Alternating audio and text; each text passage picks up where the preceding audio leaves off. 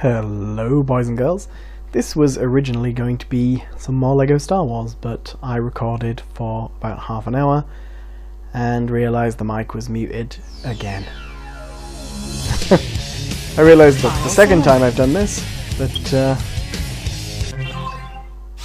I take no blame. I'm gonna pass the blame on to the design of the the design of the PVR.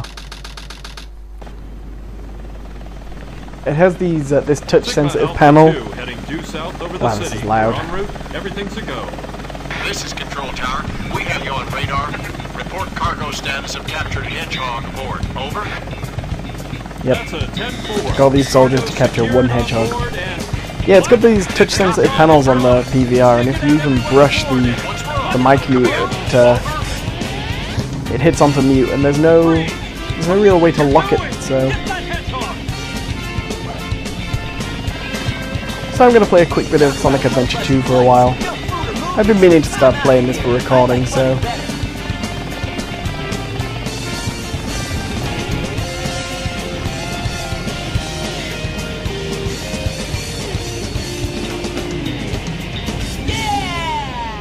This was originally a Dreamcast game, as I'm sure you all know. At the time it was one incredibly beautiful looking game. PS2 had just come out, and a lot of PS2 games weren't looking this good.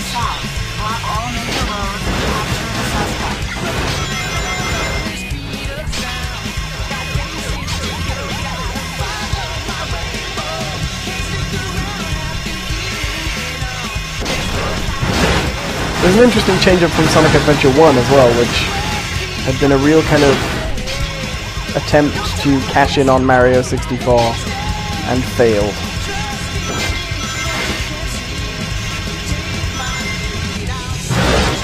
Keep missing those ramps.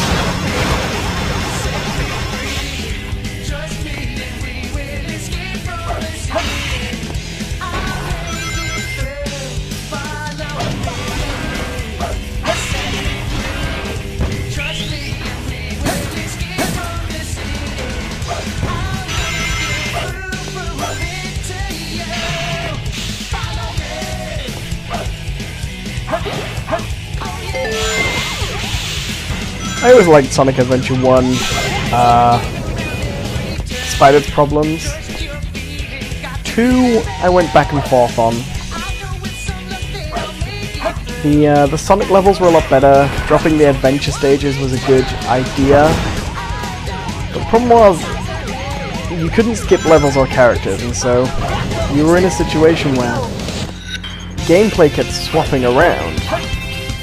You'd have these lovely running stages, and then you'd have to play like a Knuckles treasure hunt level, which I really didn't enjoy. Can't get back onto this really.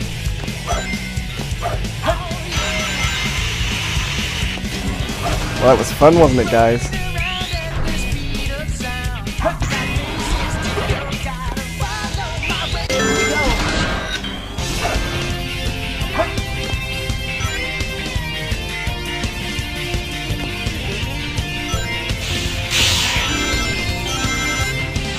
Man, what happened to Sonic Team?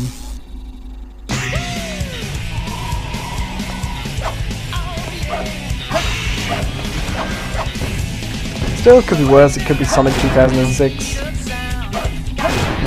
Although, knowing Sonic fandom, I bet even that game has its defenders now.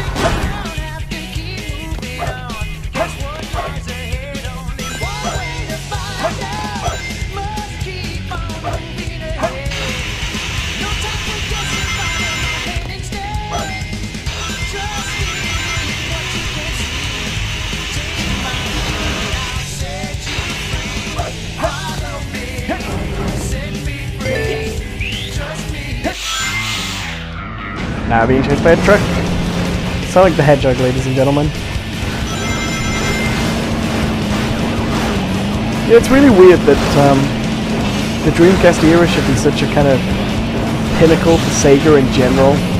Some of the games they were making at that time were incredible. And yet for Sega's mascot, it's the time they were furthest from really the peak of the series. Yes! There we go, that was fun, wasn't it?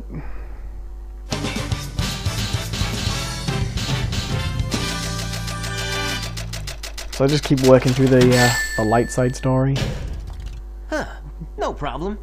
That is a problem, you suck.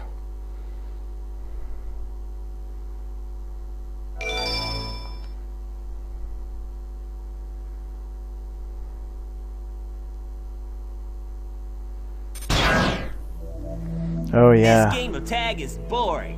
I'm out here. Boss battles and an advert for Phantasy Star Online. Show up, eh? Okay. Can't believe they left that in the HD remake. Intruder has been located. Copy that.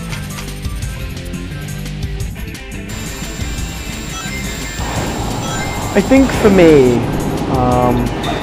Sonic Adventure and Sonic Adventure 2 represent the point in time when I realized that Japanese developers weren't really keeping up with the industry. I mean, they've had such problems in the 3D era.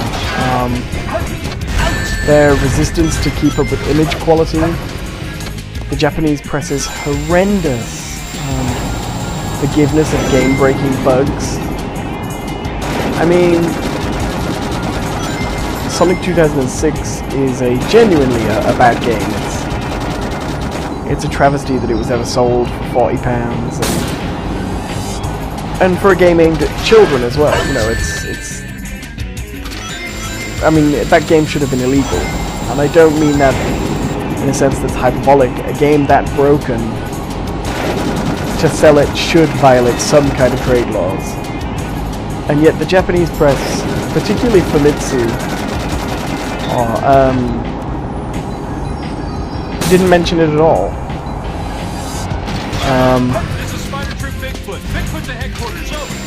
And whether that's because they're such great Sonic fans that they just love the game anyway, or because fandom in Japan is willing to overlook these things, or even because they are too close to publishers, you know, I don't know.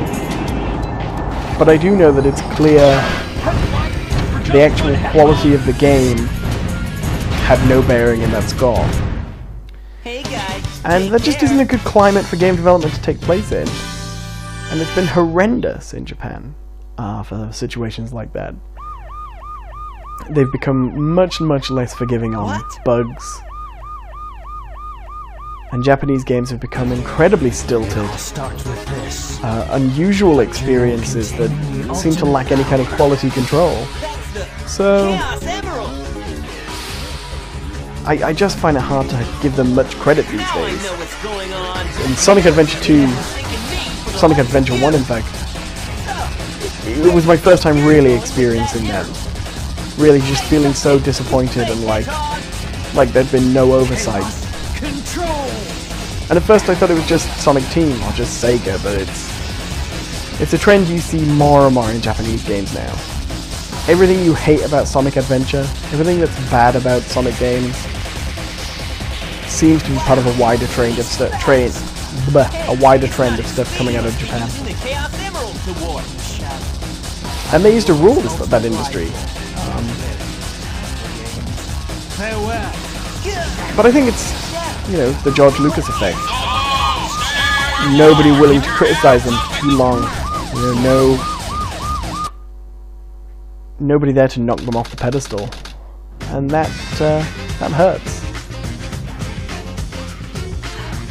Just let it go. You just don't know when to give up, do you?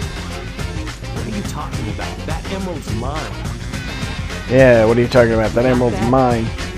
The Master Emerald contains special powers that neutralize the energy of the Chaos Emerald. That makes it very powerful. What the? Totally natural there. I came here following the signal from the Emerald. If I'm not mistaken, this is the Master Emerald signal. Dr. Eggman. They're just talking over each other now. I'll just take it with me. Farewell, knucklehead. Not if I can help it.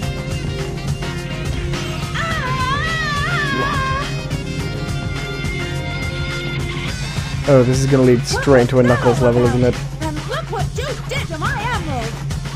There's no way I'm going to play one of them right now. Master Emerald from being stolen, you idiot. If it's in pieces, I can restore it. And by the way, that's not your emerald. Doesn't matter. I'll look into it once I get back to the base.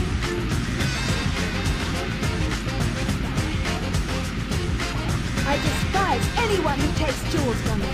All the world's gems are mine to keep. Yeah, we'll see about that, Batgirl. Alright. Well, that was fun and all, but I'm not going to play a Knuckles level right now. I don't have the patience. Bye-bye!